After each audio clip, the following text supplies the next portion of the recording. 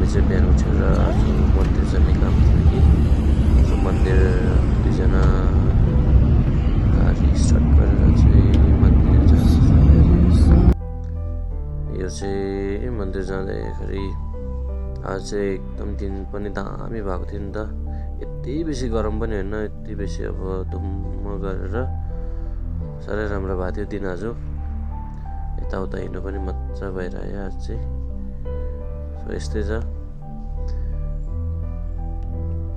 यहाँदेखि अब चाहिँ यो माथि यहाँदेखि उँभो चाहिँ बुद्ध पोइन्ट जान्छ हो। यहाँदेखि उँधो चाहिँ यो टर्निङदेखि उँधो हिन्दू मन्दिर रोड चाहिँ एकदमै राम्रो छ ब्ल्याक टप गरेर।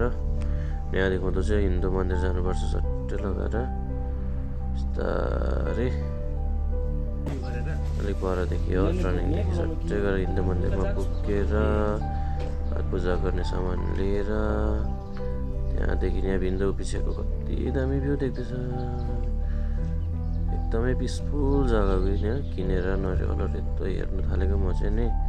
त्यहाँदेखि बिस्तारै पर यो पूजा गरेर यो पूजा गर्ने सामान चाहिँ ल्याएको थिएँ नि त। त्यो पूजा गरेर एकदम म त रिल्याक्स फिल भएर नि यहाँ आउँदा। यहाँ चाहिँ एकदमै उता लर्ड शिवको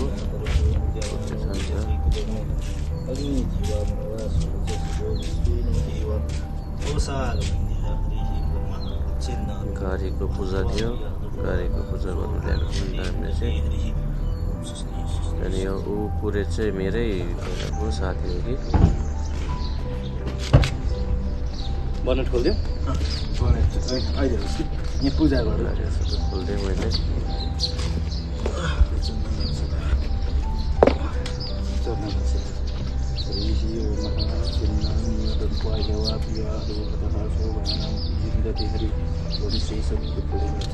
ओम श्री सत्य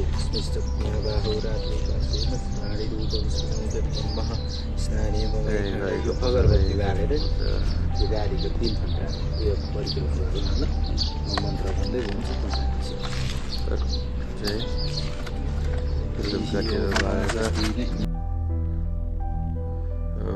अब चाहिँ गाडीको पूजा स्टार्ट भयो।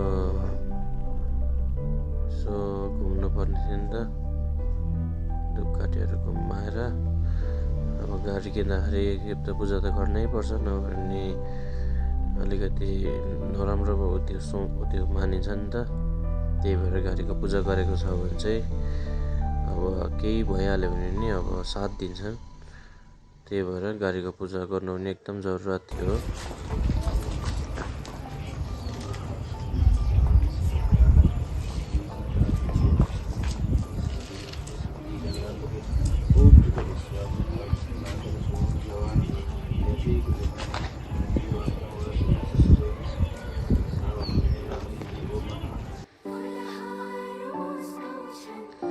ल गाडीको पूजाहरू पनि यस्तो हुँदैछ।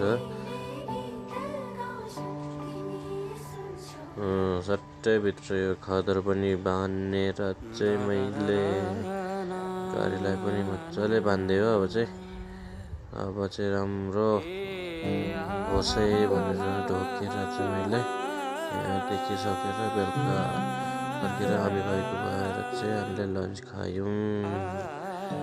Thank you so much for watching.